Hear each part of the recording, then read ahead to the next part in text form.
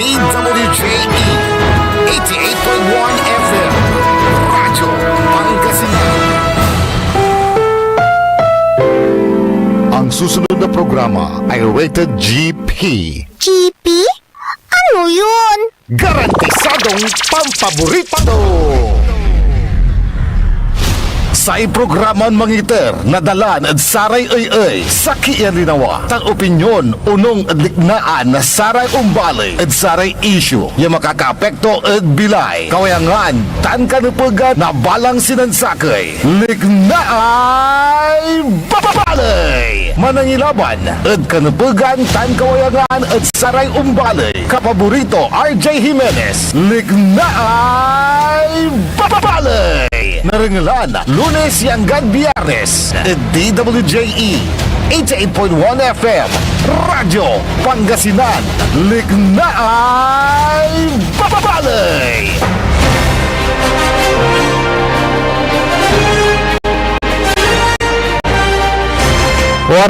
Tres minutos kampalan na 7 at kabuasan.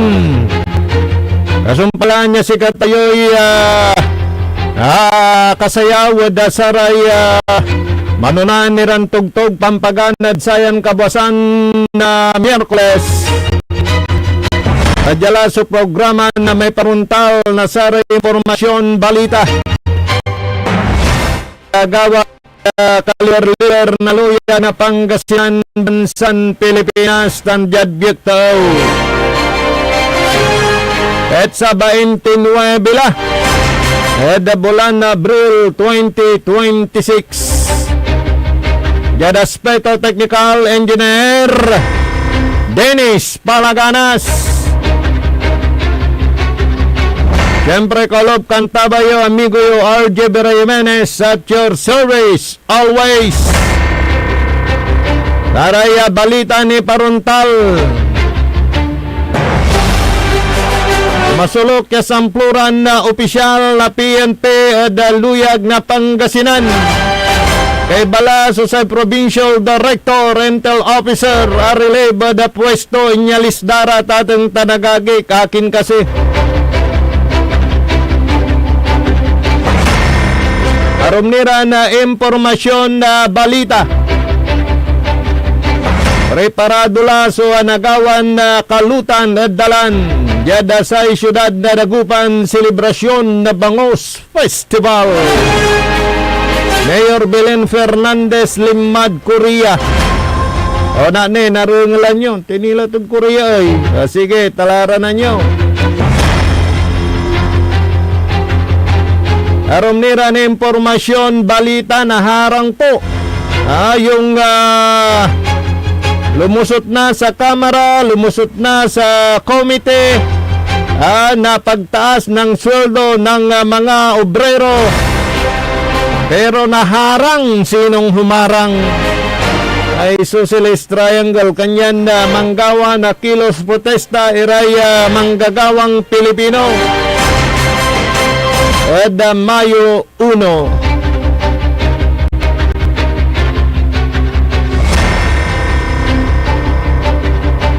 Arom nira na singbatan na panamaglay na sayan na programa.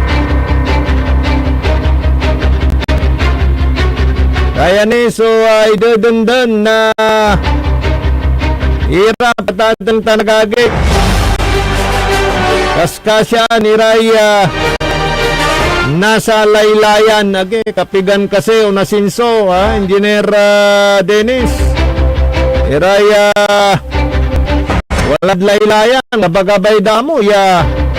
Wala raya kabaluyan, ya sansyan, na wadanad laylayan. Tapyano, walay nakrukan, no eleksyon, ay likna nyo, pasabiyo, at panamaglay na sa text line tayo. Ramayin pasabiyo karuman, basan tayo natan. Hilarene, at sarat ay likna nyo. Ay tap-tapaw ng say kinay kay na manok susaray rasunes paparuntal na saray mga isusulong na postponement o dino extension na sa term of office na saray kaplusan ni Ran Barangay officials ni Tan.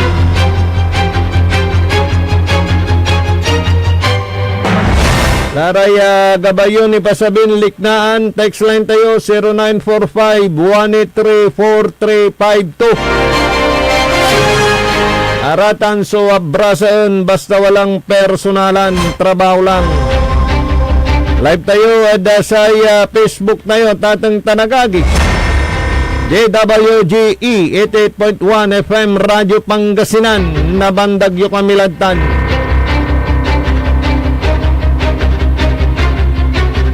Dana siyempre dyan sa YouTube. Pareha sa sistema na Pilbat DWGE 88.1 FM Radyo Pangasinan. Kanata na dyan detalye na sara impormasyon na balita. Lainawa tayo ng impormasyon, may natanggap po tayong impormasyon na inilipat na sa pwesto at na-relieve ang ating provincial director na si Sir Merculio kasama ang intel officer ng lalawigan ng Pangasinan at mga chief of police. Kasulat na nakarating sa ating impormasyon na galing ito sa Camp Crame ay nailipat ng pwesto, kaya na-relieve sa lalawigan ng Pangasinan ang mailang chief of police at ang ating provincial director. Sino kayang pumalit? Kayang malaking katanungan ng ating mga kababayan kung ito nga ba ay may koneksyon doon sa pagkakahuli ng mga nag-illegal bukis dito sa lalawigan ng Pangasinan. Yun po ang kanilang katanungan. Dahil maggugunita nung nakaraang buwan ay nagkaroon po ng one-time big-time operation ang National Bureau of Investigation dito sa ating lalawigan ng Pangasinan. Ilang syudad at bayan ang nahulihan ng mga nag-illegal gambling, particularly bukis. Yun po yung bukis na kinukuha, ginagaya ang operasyon ng Small Town Lottery na ito ay pinamamalahan o pinamamahalaan ng Grand 88 Gaming Corporation. Dahil ang tanging Grand 88 Gaming Corporation lamang po ang may karapatan na magpalaro ng Small Town Lottery dito sa lalawigan ng Pangasinan. Dahil bukod tanging sila ang may prangkisa galing sa PCSO at mayroon silang authorization to operate. Pero may mga reports na may mga naglipa ng bukis na ginagaya yung operasyon ng Small Town Lottery.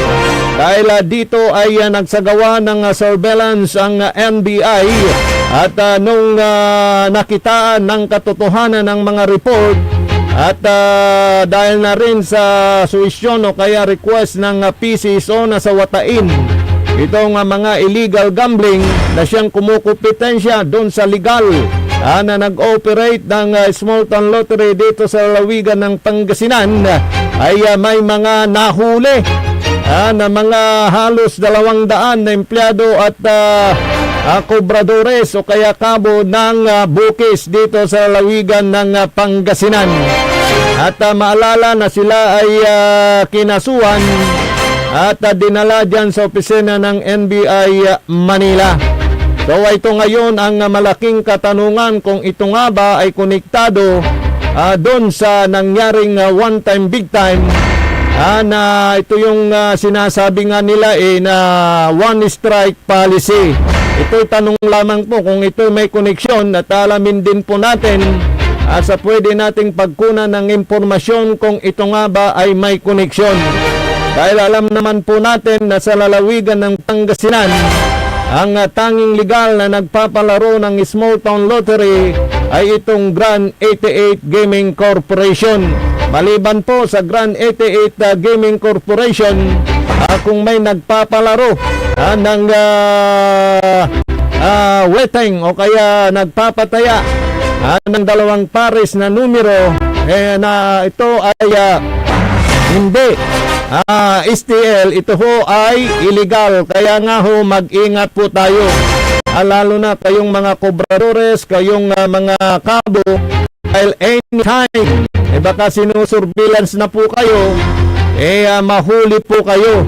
At ito'y babala na rin sa ating mga law enforcer dito sa ating lalawigan ng Pangasinan na ipatupad ang batas, ulihin ang illegal, protektahan ang legal. Ganun po yun.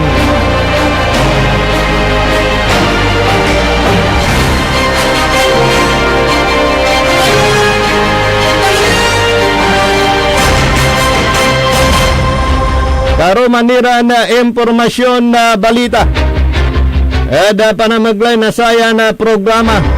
Ito po alamin po natin kung ito nga ay may kaugnayan yung pagkakarelib ng mga opisyal natin ng kapulisan dito sa nangyaring one-time, big-time na operation ng National Bureau of Investigation. Kung ito, totoong may kaugnayan kaya ang naturang pagkakarelib sa nangyaring one-time, big-time operation ng NBI yan. Alamin po natin yan.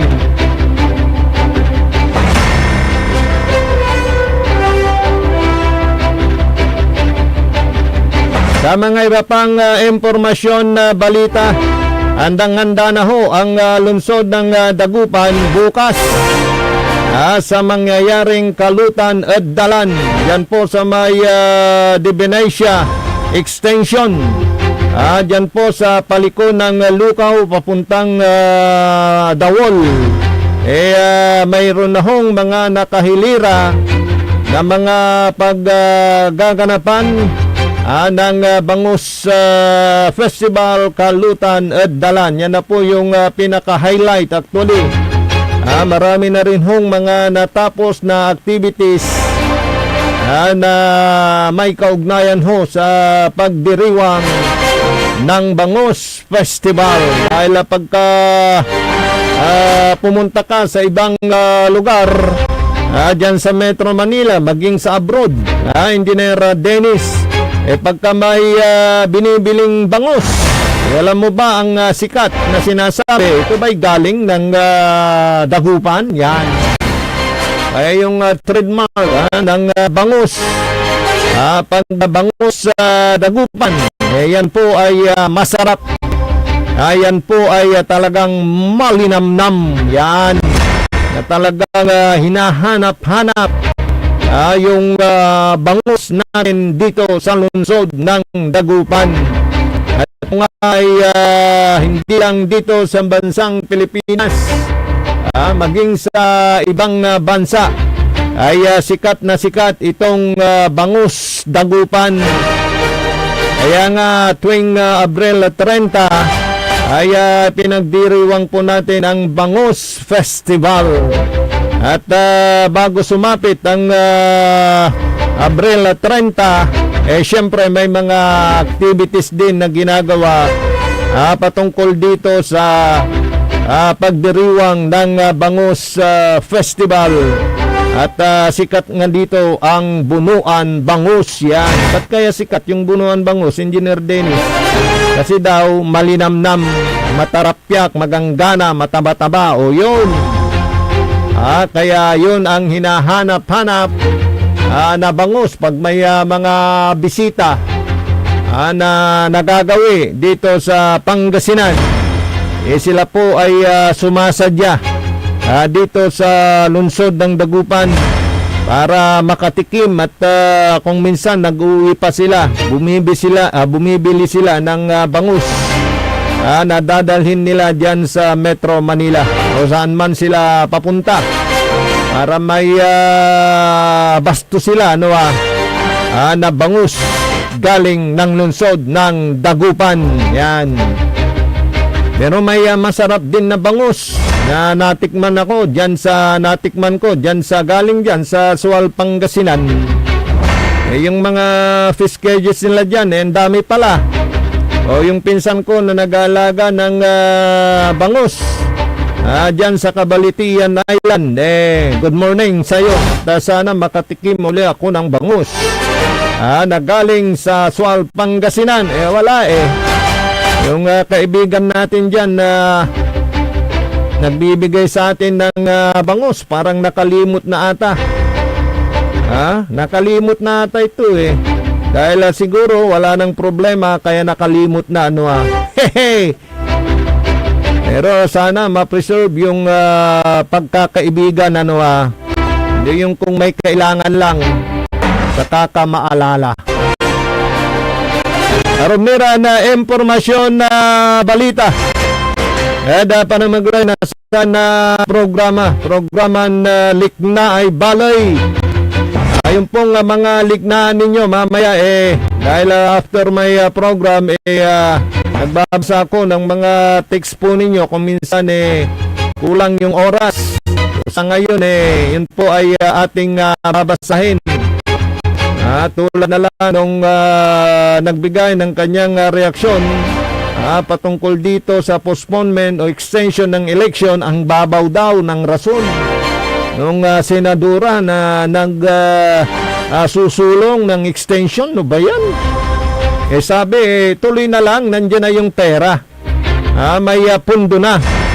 Pagka yan pinuspon mo pa, pagka naabutan tayo ng krisis, pagka hindi naging okay yung usapan dyan sa Middle East, sana naman tayo kukuha ng gagastusin. Sabi naman ni Presidente Bongbong Marcos, meron namang sapat na pundo para sa mga basic needs at pati yung mga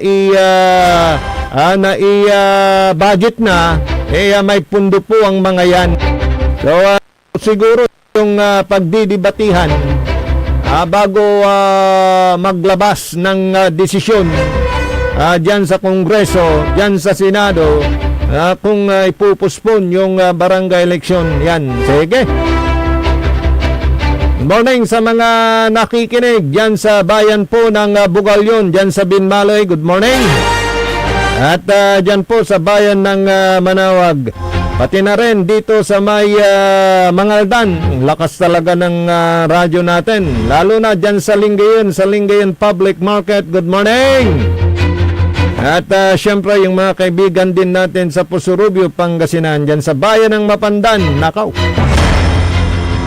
Ang lakas din ng signal natin dyan kay Mayor Carl Christian Vega. Good morning! At dyan din po sa bayan ng Bayangbang, Pangasinan. Yan. Yan sa Kalasyaw, good morning sa ating mga tagapakinig. At dito sa lungsod ng Dagupan, yung suki natin na nakakariton na nagbebenta dyan sa Mangas Public Market, ang lakas-lakas ng kanyang radyo na katutok sa ating impilan. Kasi may kamag-anak tayo na bumibili dyan, narinig niya na tayo ang pinapakinggan. Thank you po. Yung ating mga negosyante na patas kung lumaban. Pero si Mayor Belen Fernandez, napanood ko, nasa Korea. O sige, balikan po natin yan pagkalipas ng ilang malagang paalala.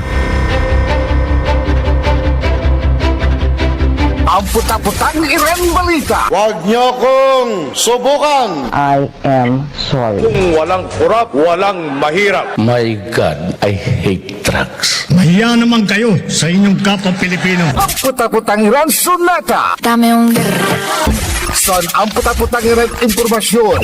Aya, so #1 pop music station. DWJE 88.1 FM. Radyo Pangasinan. paborito.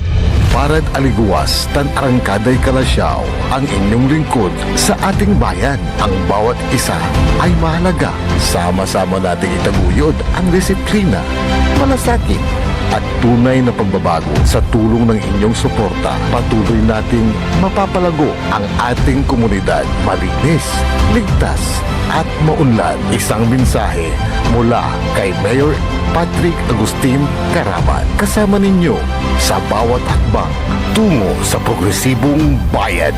Alagang Caraman, Kalasyaw, para sa lahat. Tired of the stress and noise of the city? And looking for the perfect getaway? Good thing there's JMax Resort Hotel. Cozy rooms, a refreshing pool, and a peaceful escape for the whole family. Whether you are on a trip, a barkada outing, or even solo retreat, JMax Resort Hotel is the perfect destination. So pack your bags, leave the stress behind, and discover the place where relaxation meets comfort. JMax Resort Hotel, your perfect place for any kind of occasions. JMax Resort Hotel is located at Villanueva Street, Poblacion Norte, Santa Barbara, Pangasinan. For inquiries, you may call at 0947-980-3263 or 075-636-8479. JMax Resort Hotel. Mga kababayan ko sa Malasiki, ang maayos at maunlad na komunidad ay nagsisimula sa ating lahat. Makilahok sa mga programa ng ating lokal na pamahalaan, kalinisan, kalusugan, at kaayusan. Mag-segregate ng basura, sumunod sa batas trapiko, at suportahan ang mga proyekto ng barangays. Tandaan, ang pagbabago ay nagsisimula sa simpleng disiplina at pakikiisa. Sama-sama tayo para sa mas ligtas, malinis at maunlad na bayan ng Malasiki. Ang LGU at mamamayan magkaisa para sa kinabukasan. Ako po ang inyong lingkod, Mayor Alfe Soriano ng Bayan ng Malasiki. Sama-sama na naman ang tropa. RH Super nasa lamesa, patak-patak na para tuloy ang saya. RH Super na ang shot ng tropa. Drink responsibly. Gawing masaya palalo ang inuman. I-like at follow nyo na ang Red Horse Super sa Facebook. Drink responsibly. This is DWJE 88.1 FM Radio Pangasinan, whose sole mission is to inform, to educate, to entertain, delivering to all Pangasinenses news that is true, public service that is sincere, commentary that is fair, and entertainment that is proudly Pangasinense. This is your DWJE 88.1 FM Radio Pangasinan, going beyond just being number one, working towards total domination. Jad Dagupan, walay saksakay ya radio station ya iyayag nasaray Dagupeño. Jad Herrero, Paborito. Lasip Chico, Paborito. Lasip Grande, Paborito. Lumboy, Paborito. Lukaw, Paborito. Jad Maluwag, Paborito. Aya, so 88.1 Radyo Pangasinan. Popular sa balita, popular sa musika. Pangasinan Govwaves Network Corporation. Sa Pangasinan, we are the number one pop music station. WJE 88.1 FM Radyo Pangasinan. Paborito. Paboritong ang kabataan at matatanda. Paboritong pakinggan sa bus, tricycle, jeep at mga opisina. Paborito mo, paborito ko, paborito natin lahat. DWJE 88.1 FM Radyo Pangasinan. Number one pop music station. Paborito. Likna ay balay ng Radyo Pangasinan. Ito'y mapapakinggan Lunes hanggang Biyernes. Likna ay balay ng Radyo Pangasinan. Ang inyong kaagapay sa katotohanan. Alas 8 sa isla, Kawasan. Good morning ni si kayo namin. Good morning si Alvin Sandoval. Sakbay mandurungal programa tayo si Brother Alvin Sandoval. Kapitan Alvin, kumusta ka la? Ay kagawad. Kulay plano to amon man na barangay kagawad ya. O Kapitan la Alvin. Kumusta lamay mampapaway tuboy pamana ditanad barangay mo? inaksyonan dala, inuag na ni inaksyonan, kungkung talamat. Importante niya si kasundatan. Ano atan so abutaw, man differential amat, so supply na danumditan, ay socialist di apektado. Importante danom, ang tubig ay buhay. Importante na napuntan. Kada kabwasan sudanom, di ba? Panamas, panluto. Yan may inuman kasi daklanatan, so may distilled water, may i-refill dara may kyan. Water station, balibalin negosyo actually, number 1 ya pangkaukulan tay danom, di ba Alvin? Morning! Yan sa barangay Pututan, Binmaloy, Pangasinan yan. Kaya Madam Imalipio ng barangay Basing, mga suki nating tagapakinig, good morning. Yung mga tagapakinig din natin dito sa lungsod ng Dagupan.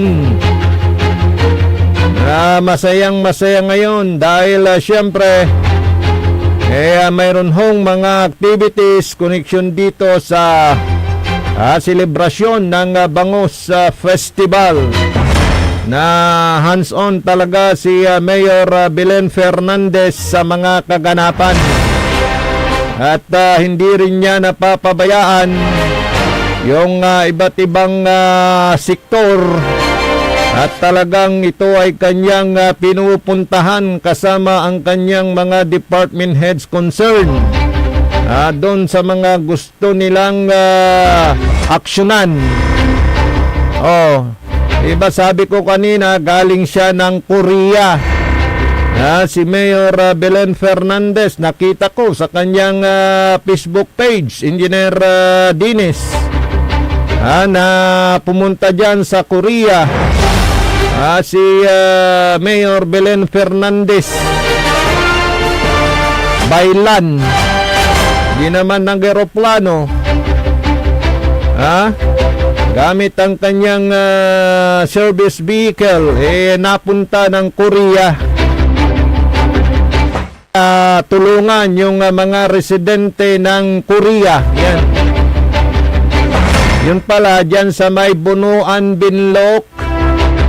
Yung palang barangay dyan, Engineer Dennis, puro mga pangalan ng bansa, nagpunta dyan si Mayor Belen Fernandez sa Sitio Korea, Bunuan, Binlok. Yan, para malinaw.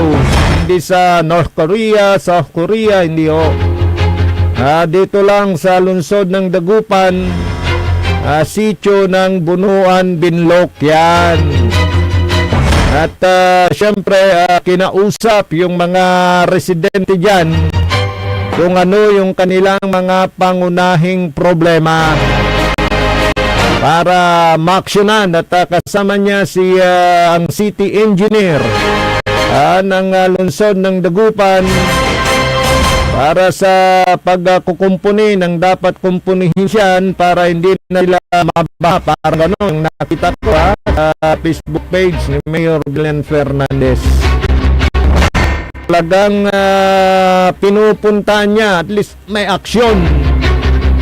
Hindi yung parang nakaupo lang sa kanyang opisina na nag-aantay ng mga report. Hindi ho ganun. Si Mayor Belen Fernandez, in her own eyes, mga kasyudad, talagang tinitingnan niya. Yun ang dapat para alam mo kung ano ang iutos mo na solusyon doon sa problema. Nang napunta dyan sa Bunuan, Binlok, yung pag-ari ng gobyerno, may nakita siya na pinapatay yung dyan, building. Bawal namang magpatayo, agad niyang iniutos na tignan kung illegal o legal. Kung illegal yung construction, may dapat nalisin nang hindi na pamarisan yan. Sa ngayon nga ay ready na yung Kalutan at Dalan. Bukas po yan. Yan po sa may Divinesia Highway from Lucaw to Dawol. Ayan yung highway na yan. Kaya makiisa po tayo, makibahagi sa pagdiriwang ng Bangus Festival dito sa lungsod ng Dagupan. Pero may paalala, magdala po ng tubig palagi dahil isa ho ang lungsod ng Dagupan sa may naitatalang mataas na heat index yan. Lalo na ngayon, tag-init. Buti na lang, Engineer Dennis, kagabi, ewan ko kung may ulan din dito sa lungsod ng Dagupan. Pero doon sa amin, sa Lingayen, yan sa Barangay Manibo, pinaka-experience po kami ng ulan. Mga ano yun, alas 7 hanggang alas 8, yan, medyo malakas din. At nagkaroon ng pansamantalang brown out. Talusable naman, kasi Mang Karol, Mang Kirmat. Pero sumindi din agad. Wala namang isang oras yung brownout dyan. Ay, good morning pala kay Ma'am Rizalinda Reyes. Kumusta na? Long time no talk, long time no see. Agma. Madam Riza. At kay Engineer Rod Corpus ng Central Pangasinan Electric Cooperative yan. Sana maibalik muli, Madam, Thank you. Ayan yung ating mga kaibigan diyan sa may Central Pangasinan Electric Cooperative. Ano po? At least umulan, abasay dalan niya kwanda asalug iray tamtanaman nanto Siyempre sobray petang nako. Kaya yung paggamit daw ng mga air condition, wala naman hong pagtaas sa singil sa kuryente. Kung mayroon man, minimal lang. Pero baka daw magtaka kayo na, kinoy, bimalog so konsumok na tanoy.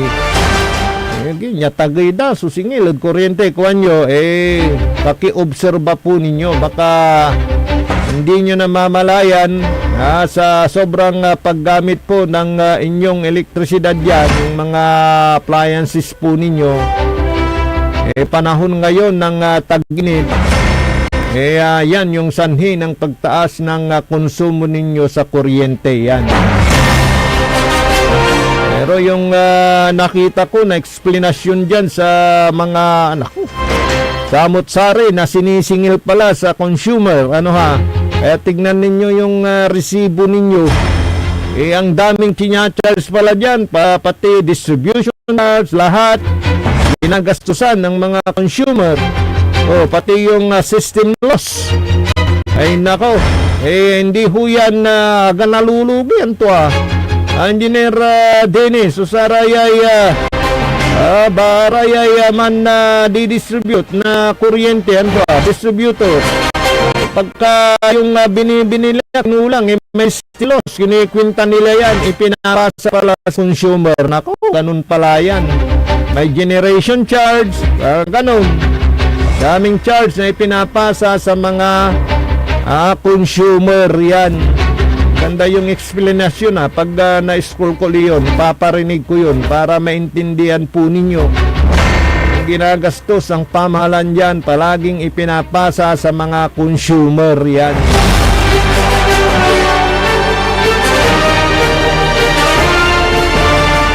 Disisays minutos, kasumpalan na alas 8 at kabasan.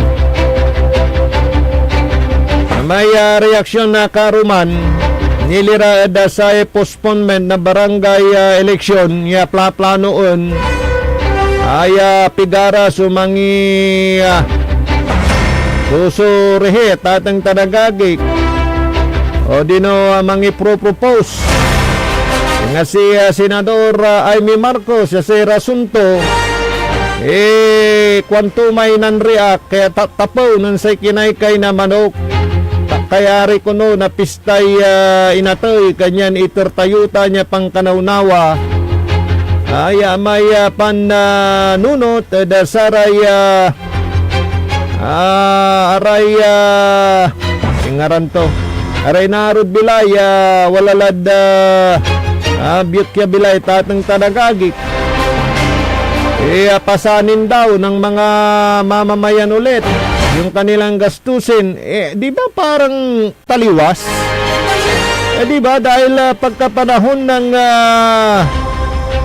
pista ng patay, talagang umuwi sila sa kanilang mga probinsya, sa kanilang lugar para bantayan o kaya dalawin yung kanilang yung puntod ng kanilang mahal sa buhay, di po ba? O di parang tipid na, naliisa na, di ba? Ay nako, kaya kung minsan totoo yung reaksyon naman nung nag-react kahapon, nung natalakay natin yan, na yung mga rason tatapaw, yun lang naman pala ang concern, yung makakatipid. Sabi naman ni Mayor Pit dyan, ng ating makapanayam, yun naman pong kanyang pananaw, na paano ka matitipid. Diyan na yan, hindi mas lalo pagka nag-worsen yung situation, hindi mas lalo malaking pundo ang kailangan natin dahil yung 1,000 ngayon, sa susunod na 6 na buwan, baka ang value na yan, 2,000 na yan. Ang 1,000 mo ngayon, baka mamaya wala na. Basta 1,000 lang gagastusin mo sa susunod na 6 na buwan, baka 2,000 ng presyo, parang ganon. May pundo nga naman na dyan, bakit hindi na gastusin, hindi naman niya yan maapektuhan yung mga ibang gastusin, lalo na yung mga ayuda, dahil may mga sapat na pondo na nakalaan yan dahil in-anticipate na nila yan. Kaya nga pinunduan ng malaki ang DSWD at ang mga ibang sangay ng ahensya po natin, dahil naranasan na po natin yung bigat ng pagkakaroon ng ganyang krisis, di ba? Na kailangan talaga nakahanda po tayo. Kaya nga sa budget deliberation at paglalaan ng budget for this year 2026, talaga na may pinalubaan dala, sinulukan dala. If ever yan walay unya, singa unya natan, ya krisis, at least ag tayo na bitin. Walay pangalan tayo na pundo, yun. Yung sinasabi na baka matipid natin dyan at sa susunod na taon magastos natin yan para sa mga pangangailangan pa pag medyo naging delikado yung sitwasyon. Nakanda naman po tayo dyan in budget ng barangay elections, and dyan na yan. Kaya kailangan ituloy na daw. Yun naman po yung kanilang liknaan dyan. At sa impangibagato may nanreaktaro man taptapaw nun sa kinaykay na manok. So asaratan niya rasunes. Diba? So, pangkasakyan dan talaga ay puspo ni Kuntang, wala tayong magagawa. Pero may punto naman yung isa, Engineer Nixon. Matutuloy yan. Kwanto? Sa rason tumot balot, may abasa karuman, yan asing batitan, matutuloy yan. Pero inkunikta to sa may bangayan ng magkapatid, ay dumamat so liknaan tuman. Sa kwanto Engineer Nixon at Engineer Dennis at sa kwanto yan. Natuloy tan, tasay mangipropusod Senado si Senadora Amy. Ikalaban to'y agito kwanto. Kanya nagtutang pagbigyan ng presidente kwanto. Sige, kanya-kanyang liknaan, kanya-kanyang interpretasyon, karapatan yutan.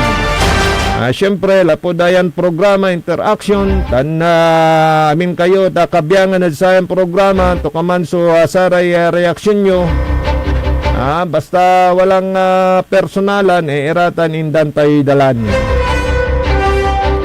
Ada panamaglay na sayan na programa.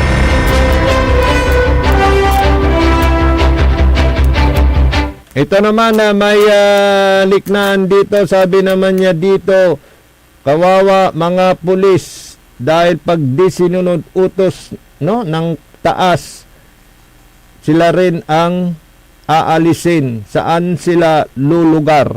Idol, Quantumat. Nayari. Babagam araw. So, may koneksyon sa trabaho ng ating mga kapulisan sa pagpapatupad ng kanilang tungkulin. Yan.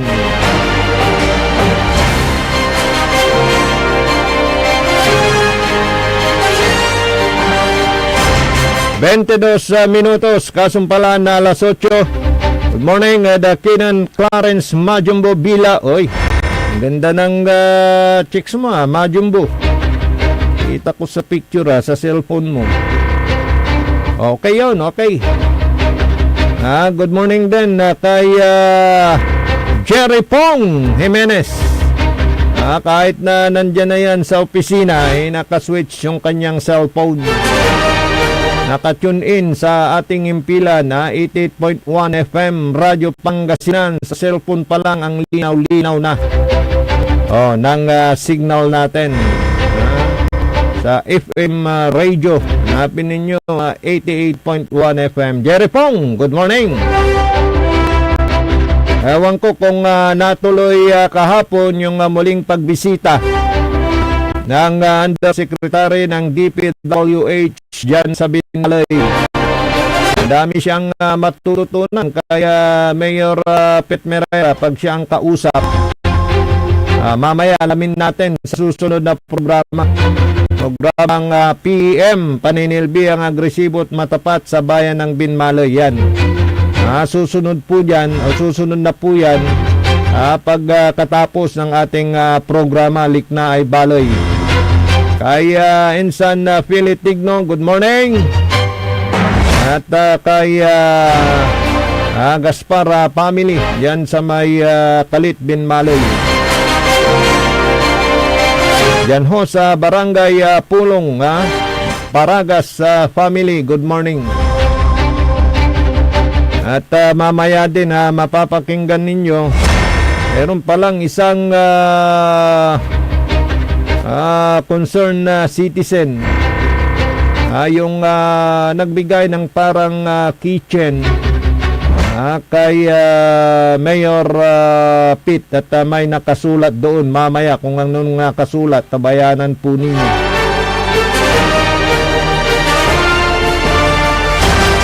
Good morning din pala sa mga taga Kalasyaw, Pangasinan. Wow, kuwan mo pa. Si Councilor Elias Villanueva, congratulations again sa Kalasyaw, kupunan ng Kalasyaw.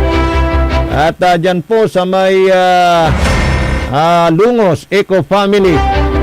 At syempre congratulations din sa pumangalawang pwesto yung kalaban ng Kalasyaw sa kampyonato sa First Governor's Cup Intertown Basketball Tournament. Yun hong bayan ng Asinggan. Sa ating napag-alaman, malaki pala yung agwat ng premyo nung champion at ng first runner-up. Pero dyan pala sa bayan na Bagasubago, yung mga iba't ibang opisyal dyan nagbigay ng parang pakonsuelo premyo yan sa mga taga dyan sa Asinggan, Pangasinan, lalo na ang kanilang mayor. Sino bang mayor dyan nagbigay daw ng premyo, pati opisina ni Congressman Ranjan Ramos Yahani nagbigay din ng cash prize. At pati ang opisina ni Congresswoman Marlene Agabas Primicias yan. So dinagdagan yung cash prize na natanggap nila sa provincial government yan. So siguro pagpapakita ng kanilang paghanga sa kanilang mga manlalaro ng basketball dyan sa bayan po ng Asinggan, Pangasinan. Ang kapulay malami oras sa sayang programa na Likna ay balay, Jad Aspeto Technical Engineer Dennis Palaganas. Akalo pakan tabayo balit amigo yo RJ Beraymenes at your service always. Kalaranan ng sublaya programa na PEM, paninilbiyang agresibot matapat sa bayan ng Binmalay. Jalabat DWGE 88.1 FM, Radyo Pangasinan, paborito. Ang puta-putang irem balita. Huwag niyo kong subukan. I am sorry. Kung walang kurap, walang mahirap. My God, I hate